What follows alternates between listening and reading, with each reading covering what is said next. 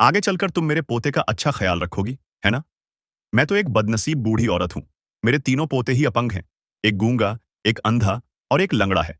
अब ये तीनों तो कभी किसी से शादी तक नहीं कर पाएंगे। तो मैंने सोचा, वंश बढ़ाना ज़रूरी है।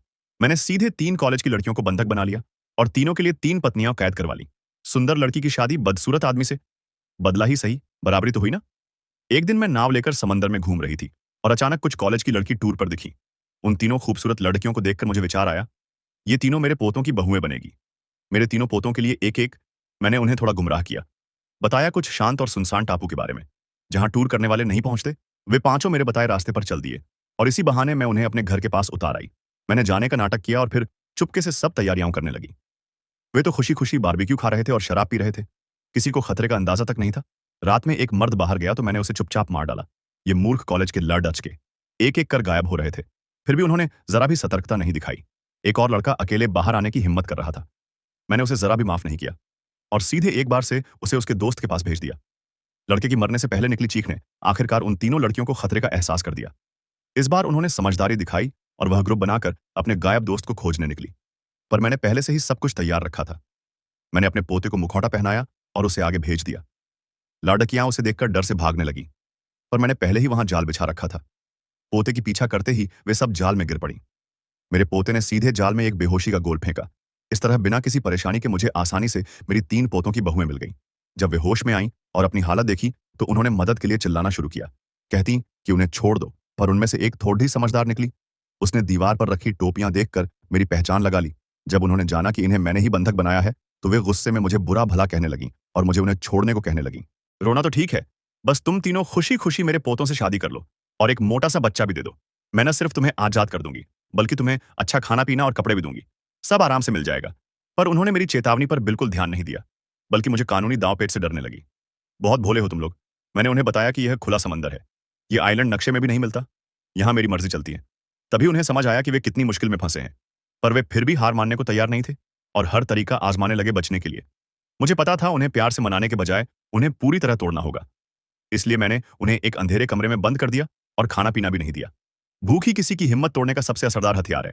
जब पेट का जोर काम करेगा तो अपनी इज्जत और शर्म सब पीछे रह जाएगी। शुरू-शुरू में वे सब एकजुट थीं और मुझसे टकराने की हिम्मत दिखाते रही।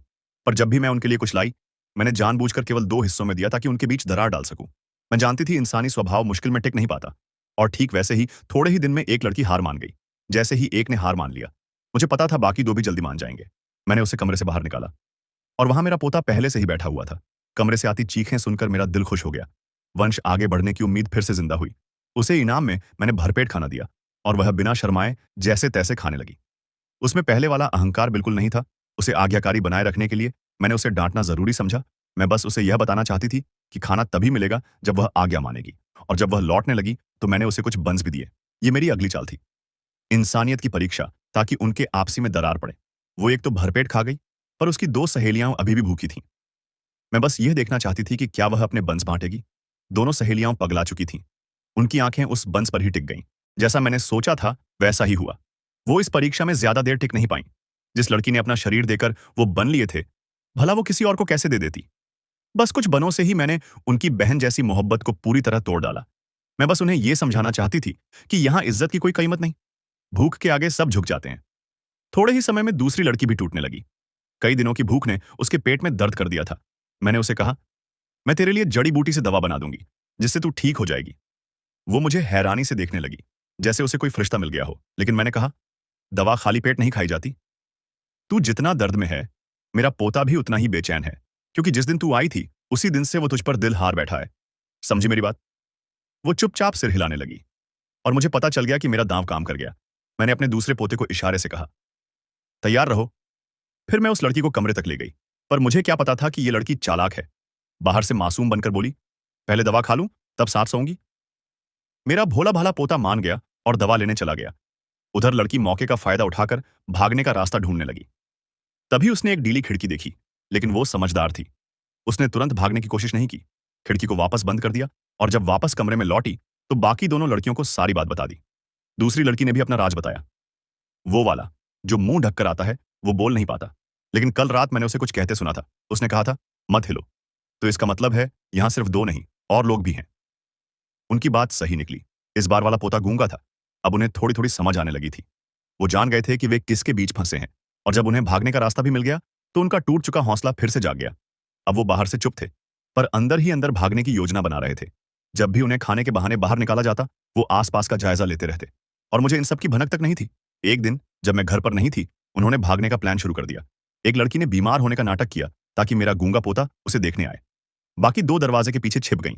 जैसे ही पोते ने दरवाजा खोला, उन्होंने उस पर झपट्टा मारा, उसे जमीन पर गिरा दिया और बेहोश कर दिया। लेकिन जैसे ही वो बाहर निकली, उन्हें मेरा लंगड़ा पोता देख लेता है।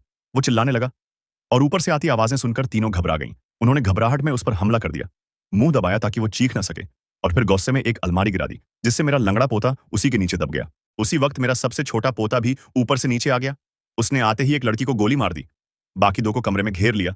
तभी लड़कियों को पता चला कि मेरा छोटा पोता अंधा है। वो बस आवाज सुनकर ही निशाना लगाता है, इसलिए सबने एकदम चुप्पी साध ली। कोई आवाज तक नहीं की। कुछ देर तक कुछ सुनाई नहीं दिया तो मेरा पोता वहीं खड़ा रह गया। बंदूक ली। फिर उन्होंने चाल चली, जानबूझकर कुर्सी गिराई ताकि शोर हो, और जैसे ही पोते ने उस तरफ ध्यान दिया, वो कमरे की तरफ भागी। लेकिन जैसे ही उन्होंने दरवाजा बंद करने की कोशिश की, मेरे पोते ने आवाज सुन ली और दरवाजा पकड़ लिया। फिर अंधाधुंध गोली चलाने लगा। जब वो गोली बदलने लगा, तीनों लड़कियों ने फिर एक कुर्सी गिराकर उसका ध्यान भटकाया और मौका देखकर बाथरूम की ओर भागी। वहां उन्होंने वो ढीली खिड़की खोल ली, पर जैसे ही पहली लड़की बाहर निकली, उसने बाकी दो को छोड़कर खुद भागने का फैसला किया। लेकिन वो दूर तक नहीं जा सकी। रास्ते में मेरा गूंगा पोता जाग गया और उसे पकड़ लिया। बस उनके सारे भागने के प्लान वहीं खत्म हो गए। तीनों को दोबारा पकड़ लिया गया। मौत के डर से वो फिर एक दूसरे पर टूट पड़ी। पहली लड़की ने डर के मारे अपने दोस्तों को ही दोषी ठहरा दिया। बहुत अच्छा, मैंने सोचा, मेरा प्लान काम कर गया। मैं अंदर ही अंदर मुस्कुरा रही थी।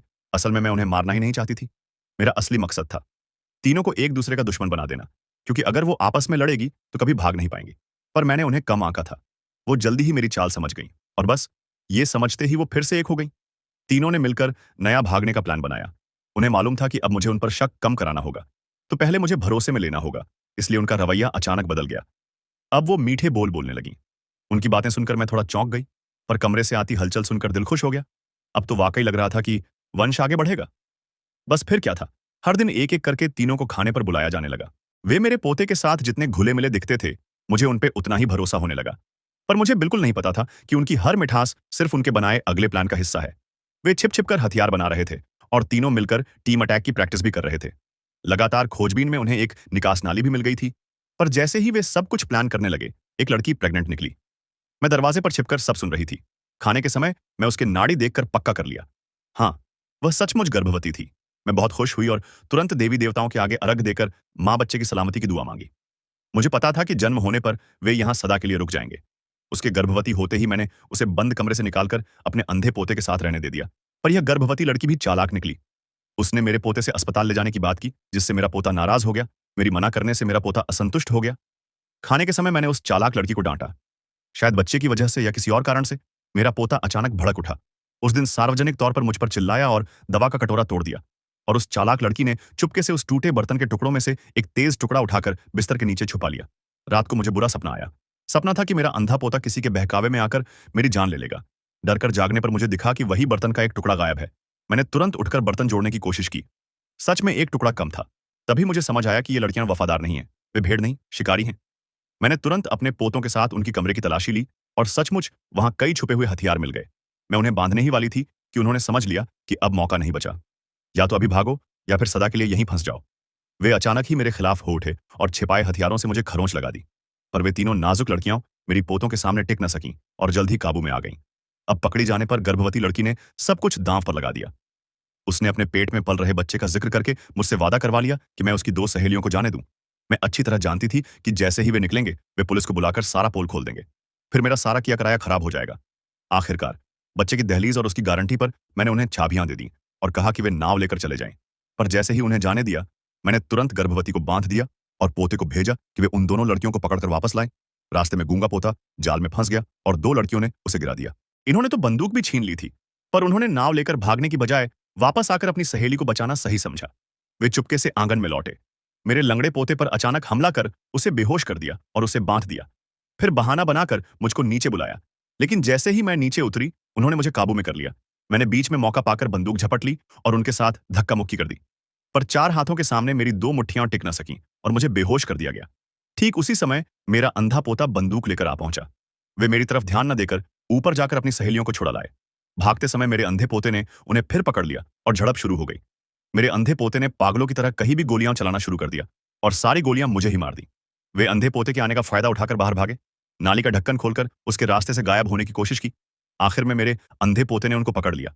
एक लड़की ने अपनी सहेलियों को बचाने के लिए खुद पानी में छलांग लगा दी और अपने आप को अटकाने की कोशिश की ताकि बाकी भाग जाए और बच निकले। आखिर में 2 लड़कियां भाग निकलने में कामयाब रहीं। बाहर पहुंचकर उन्होंने पुलिस को सूचना दे दी। मेरे लंगड़े पोते और मुंह बांधे हुए पोते दोनों पकड़े गए। सिर्फ मेरा अंधा पोता अज्ञात ही रह गया। उसी समय मुझे उसकी उस हताश दिल की तड़प महसूस हुई। वे लड़कियां न तो पहला शिकार थी और न ही आखिरी। यह दुख का समय यहीं खत्म होने वाला नहीं था। मेरा पोता अगला शिकार जरूर करेगा। Thanks for watching. वीडियो पसंद आया तो सब्सक्राइब करना ना भूले। मिलते हैं अगली कहानी में जल्द ही।